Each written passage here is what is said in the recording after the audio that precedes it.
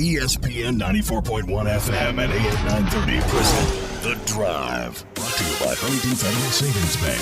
Local then, local now. Member FDIC. It is Thursday, March 5th. Your drive begins now on ESPN 94.1 FM and AM 930. I'm your host, Paul Swann. You can join the program anytime by calling the Miller Lite phone lines at 877-420-TALK, 877-420-8255. Miller Lite, hold true, great taste, only 96 calories. It is the original light beer. Well, as we speak, I believe the Thundering Herd are on the road heading towards Lexington as they're getting set to travel to UTSA. That game coming up on Saturday. We'll have it for you right here on ESPN 94.1 FM and AM 930. But before we can get into that game, let's talk about what happened last night. The Thundering Herd gets the victory over FAU 94-82. A lot of things we can talk about. First of all, let's talk about Andrew Taylor. 10 points is a pretty good night for him. How about 16? That's a really good night for him. 5, 6 rebounds. It's a pretty good night for him. How about 10 rebounds? Double-double. So he had 4 assists on top of 16 points, 10 rebounds. He shot 6 of 9. 2 of those were three-pointers, and he hit both of his three-point attempts. And he also was 50% from the free throw line. Still, double-double. That's pretty good. Tavion Kinsey out there for 36 minutes. He didn't get a double-double, but he did get 20 points. And, again, I expect a lot out of Tavion, and we got that from him. Jansen Williams.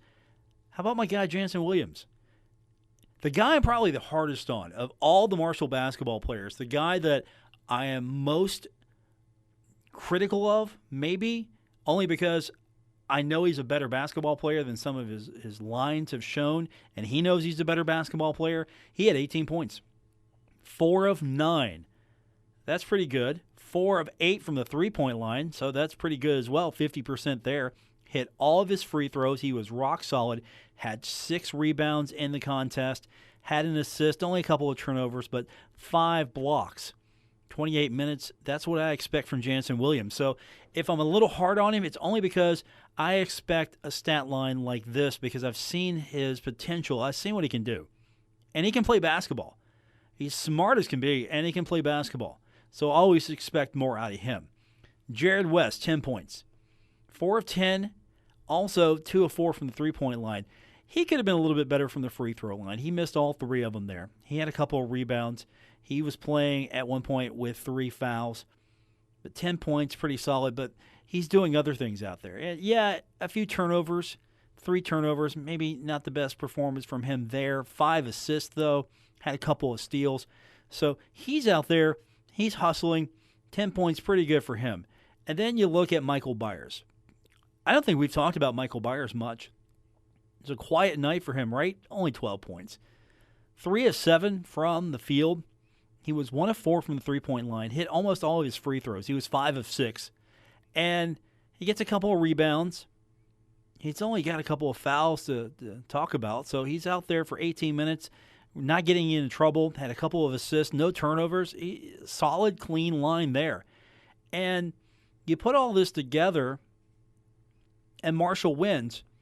And you have to highlight Iron Bennett's game. 2 of 3. Man, they love him, don't they? The officials I'm talking about. They love him. 4 fouls. I mean, come on. We got to see Iron on the floor more. It's like he's a magnet for fouls. Sometimes you kind of question, wait a minute, was that really a foul? And then other times you see him in a big play where he just clobbers a guy and he just commits illegal murder on the court. No one actually died, but you see a guy go down after they try to post up against him, and it looks like legal murder out there. But he didn't have the stat line that you would like to see from him. 4 points. 4 fouls, 4 points. 2 of 3. He was out there for 17 minutes. Missed his only free throw. He had 2 rebounds. You want to see more off of him. 3 turnovers. Had an assist. Had a block. You just want to see more out of him. You want to see him on the court more because you expect more out of him. And if you'd have told me that Bennett wasn't going to have a good game and Marshall won against Florida Atlantic, I would ask you, well, how did it happen? Well, here's how it happened. The Herd shot 94 points. That's a season high for them. 31 of 58. Not only were they pretty good from the field, 31 of 58, 12 of 22 from the three-point line. Free throws, pretty solid, 20 of 27. 38 rebounds. They got out-rebounded by FAU. We expected that, but not by much. The foul situation, it wasn't as bad as maybe some thought. Still, it was a little chippy out there, just a little bit. Not vicious, not guys are looking to fight. No, it was just a physical game. Really, it's just a physical game. And you look at where Marshall picked up the points, and you look at the hustle stats. Marshall outscores FAU in the paint 36-34. That could have been maybe better if, say, Bennett was out there a little bit longer. Points off turnovers, it's about the same, 12 for Marshall, 11 for FAU. FAU, this is where they stayed in the game, because you look at their rebound situation, 42 rebounds, 25 defensive boards, 17 offensive boards. And the second chance points go in their favor, 21-12. That's how they're hanging in this game. Fast break points, 4-0 in favor of Marshall, and bench points, 30-26 in favor of FAU. Nominal, to say the least. But look at Marshall's efficiency. In that first half, 17 of 32, they shot 53.1%. Second half, they shot 14 of 26, 53.8%. So for the game, they shot over 50% with 31 of 58. That's 53.4%. So they were shooting well. Three-point line is really where they were making their presence known. I think you got to look at that and say that was pretty good. 6 of 10 in that first half for 60%. Second half, it cooled off a little bit. 6 of 12, 50%. But for the game, 12 of 22, so over 54% from the three-point line. And then the free throws, as we mentioned, 5 of 8 in that first half, 15 of 19 in that second half. And for the game, 20 of 27, that's 74.1%. So Marshall was able to win all the key categories. Marshall goes into half 45-38 on top of FAU, and they win that game in the second half as well. They outscore them 49-44. Add it all up, 94-82 is your final. Good crowd for the final regular season game at the Cam Henderson Center, 5,426. Good crowd, good Wednesday night crowd. Now next up for the Thundering Herd on the road as we speak. They're traveling today, heading to Lexington, and then they're going to head over to San Antonio. They're going to stay there, play that game, and then they're going to head to Frisco. They've got several days on the road, and if it goes well, they're going to be on the road for a long time before they come back to the Henderson Center. If they're in the Conference USA Championship game, I don't think they're going to mind being on the road, living out of a suitcase for over a week, maybe longer. This depends on how quick they can get back and then where they have to go if they get into the NCAA tournament. But we're looking far ahead. When we come back, I've got some interviews I want to get to. Jansen Williams, I talked to him last night. Check that. Jared West. I talked to Jared West last night. So we're going to hear from Jared West. Later on, I've got Andrew Taylor. I talked to him earlier today at practice. I talked to Tavion Kinsey at practice. We'll hear from Dan D'Antoni. So we've got all that coming up and more. It's The Drive on ESPN 94.1 FM and AM 930. Don't worry. Paul Swann has the wheel on The Drive, ESPN 94.1 FM and AM 930. Still to come, we're going to hear from Dan D'Antoni, get his thoughts on the upcoming game with UTSA and look at last night's action. Tavion Kinsey as well. Andrew Taylor, we'll hear from those guys later on in the program. And your phone calls at 877-420-TALK, 877-420-8255. The Miller Lite phone lines. Miller Lite, hold true, great taste, only 96 calories. It is the original light beer. So yesterday, Marshall gets the win over FAU 94-82, and I get to talk to Jared West. Jared had a pretty good game. Jared's always going to have a pretty good game. It just, what level of Jared West game did you get? Did you get the always dependable Jared West? Did you get the, he had to step it up? Did you get the really bulldog defensive performance from Jared West? Which Jared West did you get? And I think you got a solid Jared West. We talked about this in the other break. 10 points, that's solid for him, 37 minutes. Have 5 assists, a few turnovers. I'm sure he'd like to have those back, a couple of steals. So you got a pretty solid Jared West. But Jared's one of the leaders of this team, and it was just good to get the win for him yesterday. And I caught up with him during our post-game last night, and that was one of the first things I asked him, just to talk about the game and the win.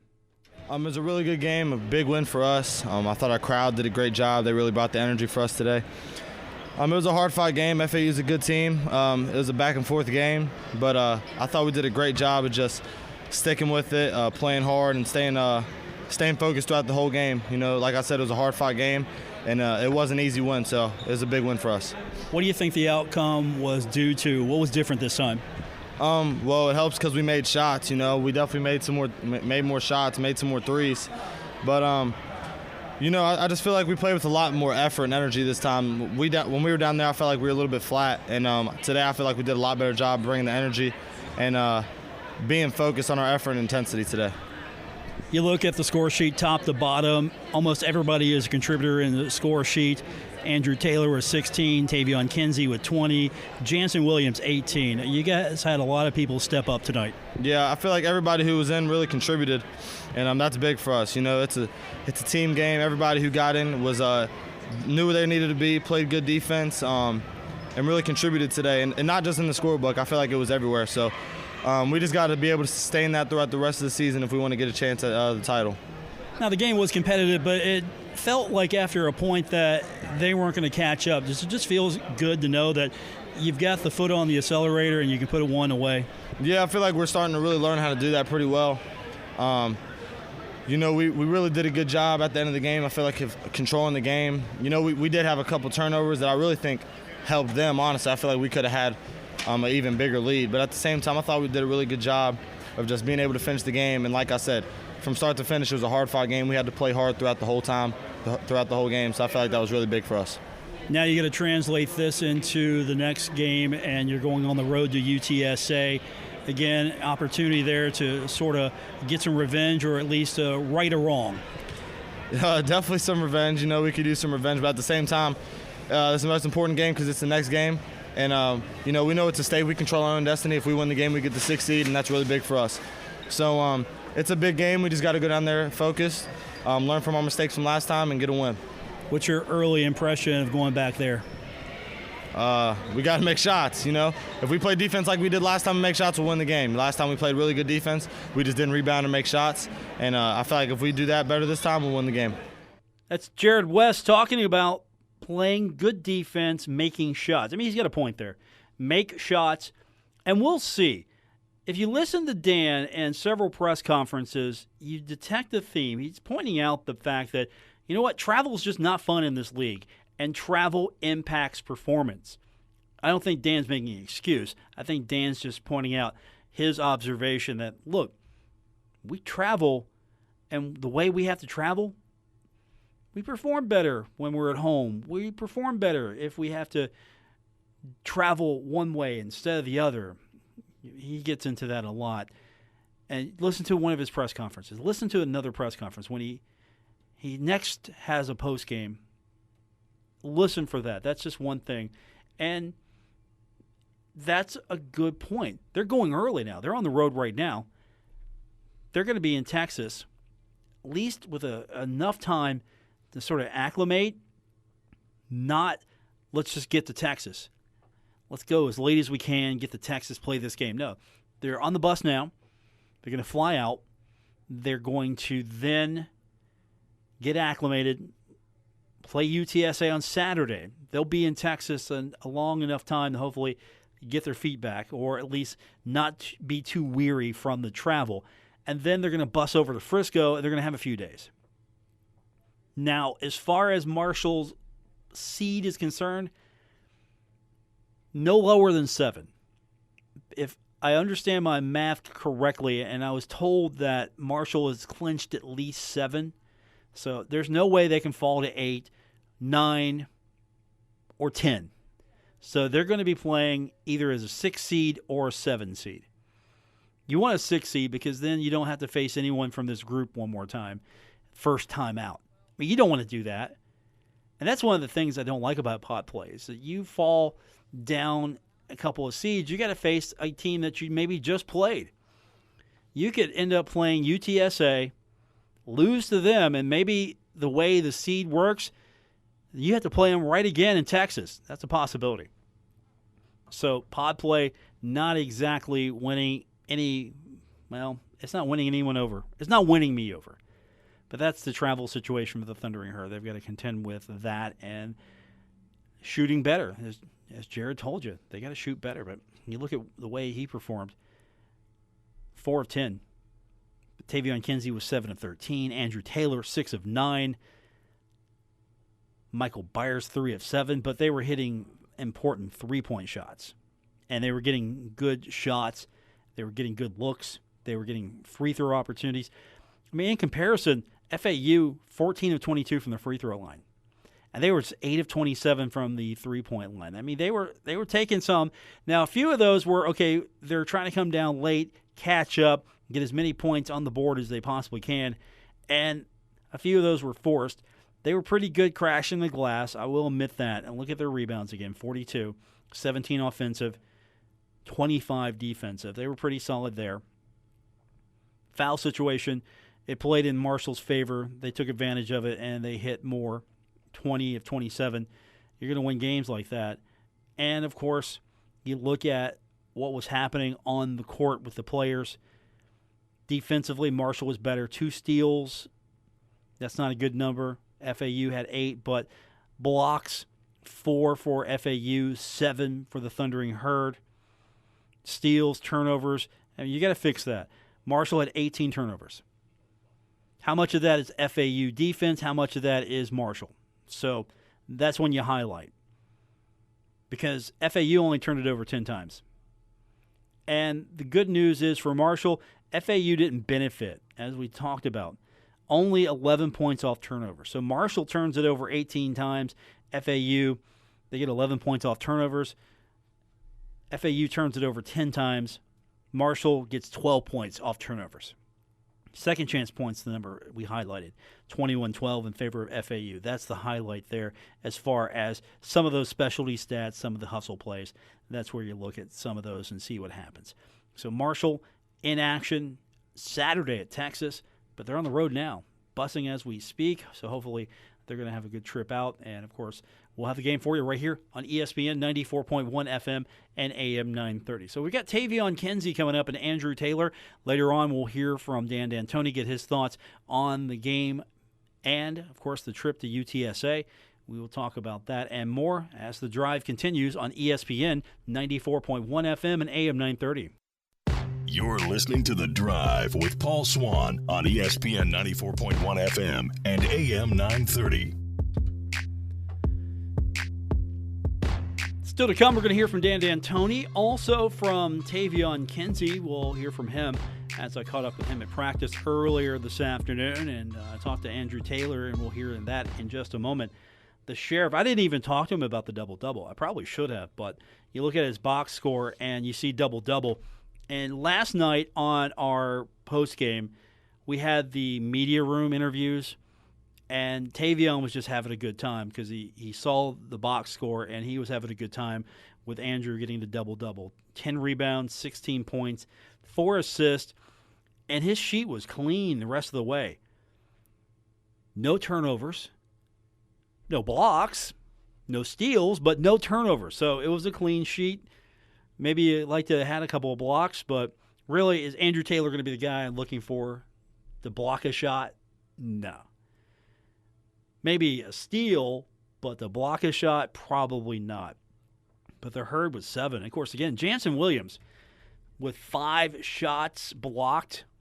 And the only reason I didn't get a chance to catch up with him today was because he had class before practice went into the locker room and media availability was over, or I would have talked to him. But that was a great game for him last night. So hoping that he can continue to have that. But Andrew Taylor, he has had good performances against FAU, and I caught up with him at practice earlier today just to talk a little bit about his good performance and, of course, the win itself. Yeah, it was a really good win. It was very, very important to get that win before we head down to Texas. and play UTSA for the final bonus game and get in the conference tournament. Going on the road now, you've got a really interesting travel plan. You're practicing today, then you're going to drive to Lexington, get a flight. Travel plans are crazy in this league. Yeah, it's crazy, but at least our last bonus game is in Texas already, so that definitely helps out a lot. And it's my first one, so I'm looking to just go down there and play as hard as possible and just have a great time with my guys, and hopefully we come out victorious. You get UTSA again, as with pod play, you're seeing a lot of teams for a second time. What's different about them, or what's the same that you know? I think what's different, it's not necessarily what's different about them. We know what they have. They got two very good scorers, and the rest of the team is very solid. But last time we blew one. The last time we were down there, we didn't have a very good offensive game. Jared and Tavion played great defense on those two guys, and I expect them to do the same this time, because that's what they do. Night in and night out, they're guarding the best players on the other team, and they do a stellar job at that. So I think if we can put together a better offensive game, we'll be all right down there. How do you translate what we saw against FAU to that UTSA game? It's going to be a lot different atmosphere. You're going on the road, a lot of travel. It's going to have an impact. How do you take that momentum and translate that into a win in Texas? We just, do it regardless of who's watching. You never know who's going to be there. You never know who's going to be watching. But one thing we can't control is the way we play and the intensity we come with. So, we got to control the controllables. We can't control if there's going to be 50 people in the stands. We can't control if there's going to be 5,000 people in the stands. So I think we know what to expect. We've been down there once, played awful in my opinion. So we know what not to do. So now we got to do it. We got to just do it. So just regardless of how many people are in those stands, just got to bring that intensity. Looking at last night's game, a lot of players on the score sheet, a lot of guys contributed. Do you feel that you're right at where you want to be to make that tournament run? I think we're definitely closer. There's still. I think the difference in last night is our lapses in offense or defense weren't as long, but we still have a little bit of lapses every now and then. If we can cut those out. I would say earlier in the season we had lapses of 4 and 5 minutes at a time, maybe right before going into the half or whatever. We would, let teams creep up, or we'd blow a lead a little bit. But last night it was about 1 or 2 minutes. We had lapses every now and then. So if we can just cut a couple of those out completely, I think we'll be able to put teams away a lot easier without letting people get back into the game. So I think that's going to be a major key for us. That's the Sheriff, Andrew Taylor. Caught up with him at practice earlier this afternoon. As I mentioned, I also caught up with Tavion Kinsey. Now, Tavion, outstanding night, as always. Tavion's really been turning it on as of late. 20 points in this game, 7 of 13. He was perfect from the free throw line, had 5 rebounds.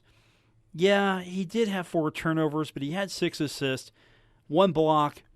All in all, 36 minutes. I thought was really a good performance from him. As I mentioned, I talked to him about it earlier this afternoon when I was at practice. Here's Tavion Kinsey. Here now with Tavion Kinsey. Let's talk about last night. All in all, top to bottom, I thought that was a really good performance from this team. Definitely. I think they beat us before. It was kind of like a revenge type situation. But we know, it was our senior night last night here. In the CAM, so we definitely had to go out with a bang. I think we play a very good overall defense and offense. They beat us on the boards. We had some turnovers, but all in all, I think that was one of our best shooting performances, as well as offense and defense overall performances. So very, very good. How do you keep that consistency going on the road, knowing what kind of crazy travel plans you've got for the next few days? I just say we stay level-headed. Don't get too high, don't get too low on wins and losses. We know that it's really time to key in. We already been focused in ever since it got to, postseason play. But I think we just stay, focused in, locked in. We got UTSA. We know it's going to be a tough environment going into there.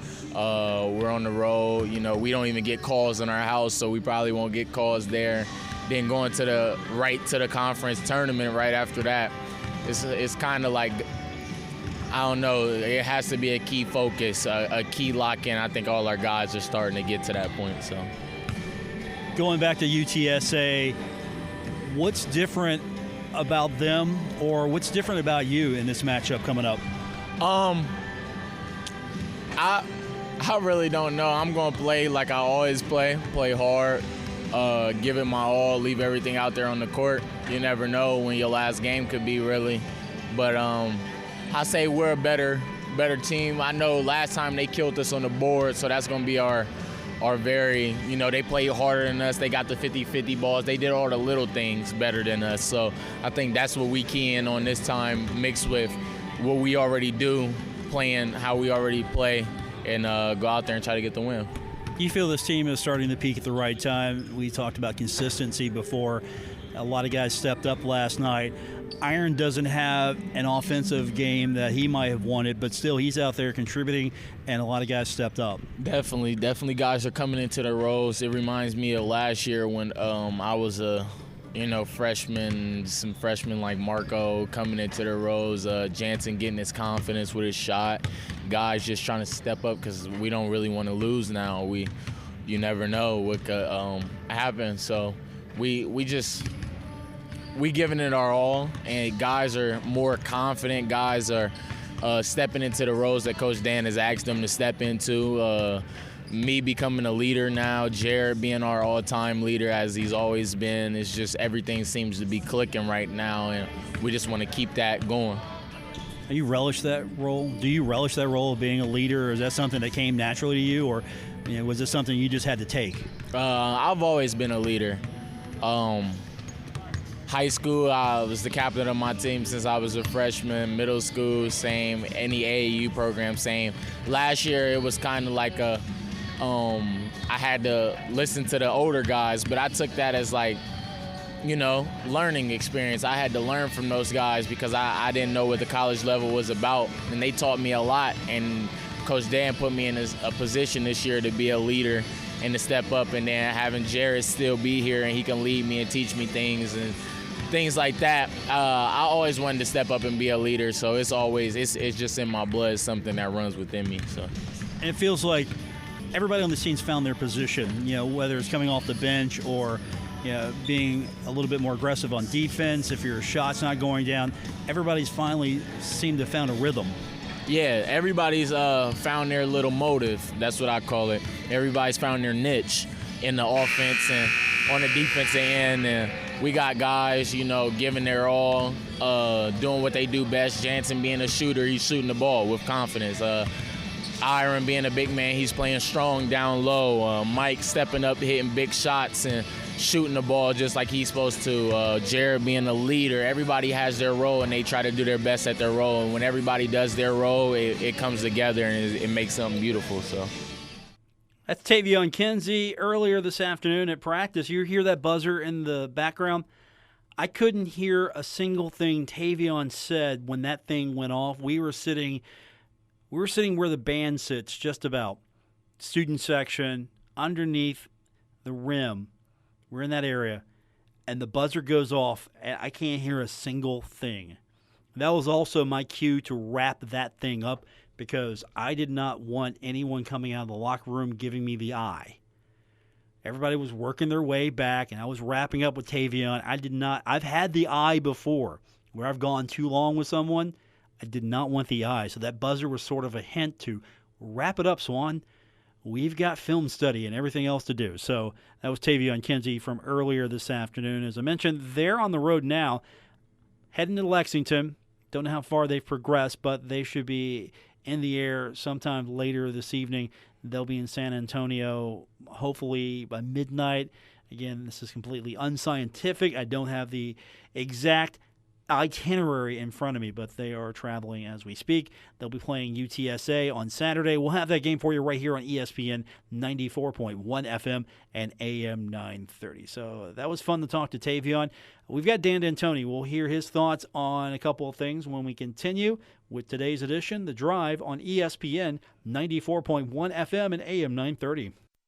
Now, back to The Drive with Paul Swann on ESPN 94.1 FM and AM 930. We're presented by Huntington Federal Savings Bank. It is The Drive on ESPN 94.1 FM and AM 930. Paul Swann with you on this Thursday, March 5th. We're recapping Marshall's victory over FAU last night, 94-82. We have heard from Jared West, Andrew Taylor, and Tavion Kinsey. And if these are interviews you missed, you can go back and catch them as we post the podcast. It'll be available for you on Apple Podcasts, Spotify, Stitcher, or wherever you get your podcast. You can listen to anything that we have done on today's show. Now, Dan D'Antoni earlier this afternoon had a chance to catch up with him and a couple of other members of the media as practice was happening at the Cam Henderson Center before they would hit the road. And Dan, one of the questions that was asked to Dan really involved the scoring or just getting guys going, because you look at the score sheet and you see a lot of guys were able to get going early and they were able to keep that up. But ultimately, Tavion Kinsey has 20 points. Jansen Williams has 18. Andrew Taylor was 16. Jared West with 10. Michael Byers had 12. I mean, we haven't even talked about Gorin. Gorin had 6. Darius George had 8. We haven't really talked about these guys and what they were able to contribute. But if you look at the score sheet, a lot of guys were in the score column early and often, and that's why you've got several players with double digits. You got 5 guys in double digits, and Darius George, if he could have got another basket, he would have been in double digits as well. And so, top to bottom, you're seeing some consistency. Iron Bennett, he had 4 points.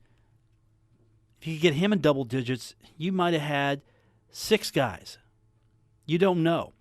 But there's consistency. People are coming along and stepping up and scoring. And Dan talked a little bit about that. Dan really, if Bennett can't score and someone else can score, he's good. And he looks at the numbers. Of course, they were really good in certain aspects. 3-point line, 6 of 10 in that first half. They were 50% in the second half. He's looking at efficiency. We talk about consistency. He just wants his team to take the shot, make the basket. It doesn't matter if it comes from Andrew Taylor, Tavion Kinsey, Jansen West. He'll love that. Jansen Williams, Jared West. I mean, if Jeremy Dillon can get in, if Darius George can add to the offense, Dan's not looking for, okay, I got to have Andrew run the offense. I got to have Tavion score. No. Who's got the ball? Who's got the best shot? Take the shot. Make the shot.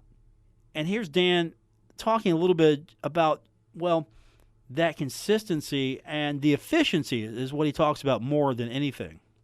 Well, where the points come from isn't as big as concern as the efficiency from wherever that comes from. And, that's what I thought we would be all year long, is that we had shooters. And I can't start doubting a little bit in the midseason. But, that what we played, I thought the other night, the shooting percentages and make the consistency of making threes and being efficient in the offense, that's kind of what I saw from the very beginning. And hopefully, it's something that's here to stay. It's not going to go away. And we've shown spots of it where we've never been real consistent in getting that done. So he's liking what he's seeing. He wants to see more of it. And last night was a good example of how far this team has come. I mean, 94 points. That's their highest point output of the season. Hopefully Marshall can find a few more of those games as they go to Texas and hopefully are staying in Texas for several days. Now, you mentioned travel on the road, and you look at Marshall's schedule, and then you have to think, I don't like the Herd's chances. Marshall hasn't been very good on the road. Marshall struggled on the road. Marshall goes to road games, and there's that lack of energy. There's that lack of whatever it is that jumpstarts a basketball team when they tip that thing off. Dan talked a little bit. He's talked about it several times, but he talks about it again here. Just the way that Marshall's got to travel is something he's been talking about, the way Conference USA is spread out. But in this particular cut, he talks about the team's struggles on the road. Something that needs to be looked at is the travel. You want these kids to. This is a tough league to travel in because of how it's spread out. And then if you don't travel well, when you go on the road, it's difficult. And I don't know. I don't think as a league or as a university, we've looked into it as to the effect it has. I'm just talking with the FAU coach, which they got off of a bus ride to ODU, bus ride here, staying on the road. They run out of gas, and we talked to their assistant. They ran out of gas at ODU. Yeah, they probably ran out of gas here. And then when we go, UAB, we didn't have it. I watched the the San Antonio, we didn't have it. Now we're going to go on the road again, stay on the road to go to the tournament. And that's a smart thing, staying on the road, because the way the travel situation works for Marshall, they're not going to be able to charter a flight back to Huntington, get a change of clothes, then go right back out, charter again, and trying to eliminate all that wear and tear in the middle. So that's where Dan's been coming from. You're going to probably hear that a couple more times as we get closer to either the championship game or the season ending for the Thundering Herd. Now, this is an important game. You want to get that 6th spot. That's important. You can't fall past 7, but you would like to have that 6th spot. How do you do that? You win this game against UTSA. You get a little bit of a redemption going on. You get a little bit more momentum if you win this game. And no matter what UTSA has to offer on Saturday, Dan feels that Marshall at least is better heading into this contest. Yeah, we're a better team, period. We're much more stable in our rotation. Jansen's starting to do what I thought he would do and establish himself as a real good 4. Iron's getting better in the post, creating things, and when he's in the play, he can extend his play longer. And then we've had, Andy's, getting to be a little bit more what it's about playing at this level. And of course, Jaron Tavion's been solid all year long. But George came in. If he comes in and hits 3 threes or 2 threes, gives me that type of game. And Michael was, 1 for 4, I think, from threes, but still effective playing the way he's playing. And, we're going to be hard out when we get to Frisco. If we got the physical readiness, we'll be hard out. That's Dan D'Antoni, talking to him earlier this afternoon. Again, the Thundering Herd practiced earlier today and now on the road heading out to Lexington. I don't know how far they've progressed, but they're going to be taking a flight to San Antonio. They'll be playing on Saturday. They're heading out now so they don't have to try to jam it all in tomorrow. Get the travel out of the way, get settled, get ready to play that game on Saturday before they have to bus over to Frisco for the duration of their stay at the Conference USA tournament. Of course, I'm interested to see what the crowds look like at the Star. That is coming up next week. We'll have Marshall's games all tournament long right here on ESPN 94.1 FM and AM 930. But that's the thing that I'm curious about next. I mean, the Star is a fine facility. It's a great practice facility for football. I mean, the Dallas Cowboys, they build facilities right. Nobody's doubting that. But is Frisco a destination? Is that really the destination for Conference USA? Think about it. This tournament, as nice as that facility is, even though it's a football facility, you're playing in 2 different courts. You've got a huge curtain to divide the courts. It's an interesting dynamic, to say the least. But is this tournament more convenient to Conference USA membership, or is this tournament more convenient to Conference USA officials? I mean, it's an easy hop, skip, and jump for Conference USA and the league offices. It really is. Is it a hop, skip, and jump for a multitude of the teams in Conference USA? Not so much. And this is something that I've just thought about for a couple years now. I understand why you do these things. You go where the best opportunities are, but I would like to see Conference USA at least in some of these championships, especially with basketball, have this somewhere where, one, fans are excited to go. Conference USA needs to realize that, but I don't know if they've got that yet truly in their minds, that Frisco might be a great place to go, but what do you do in Frisco? What's the attraction? Is it a destination? Is it a place that I really want to spend my money in or spend my money to get to? Probably is the more accurate statement here. Do I really want to go to Frisco? So I want to see the Herd succeed, and it doesn't matter where they play as long as the Herd succeeds, and I'm sure you feel the same way. For the multitudes of Herd fans, we're going to be back here in Huntington or in the greater tri-state area or across the great state of West Virginia. No matter where you're at, we'll be rooting on the Herd. But Frisco, I understand why you're doing it. It might be financially viable. It might be logistically viable for Conference USA. But, boy, it's a pain and then some for a lot of these teams in Conference USA. Go somewhere that's a little bit more centrally located maybe, or go somewhere that's more East Coast driven, or go somewhere people want to go to. That's just my opinion. Nothing more, just my humble opinion. And that's going to do it for this edition of The Drive. Back tomorrow, we will do it all over again here. Don't forget, Marshall women's basketball coming up tonight. The ladies are in action, and that game is going to be available. You can go to herdzone.com as Marshall, 7 o'clock, taking on FIU, and you can listen to the WMUL stream on herdzone.com. Back tomorrow to do it all over again here on ESPN 94.1 FM.